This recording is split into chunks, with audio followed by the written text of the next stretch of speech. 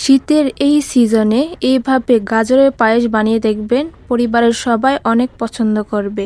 এই পায়েসটা ডেজার্ট আইটেমে হিসেবেও রাখতে পারেন। পায়েস বানানোর জন্য প্রথমে 2টা গাজর ভালোভাবে ধুয়ে নেব, তারপরে গ্রেটার দিয়ে গ্রেট করে নেব।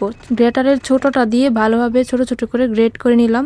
তারপরে একটা হাঁড়িতে ঘি দিয়ে, ঘিটা যখন গরম হয়ে আসবে তখন গ্রেট করা গাজরটা দিয়ে ঘির সাথে ভালোভাবে ভেজে নিতে হবে।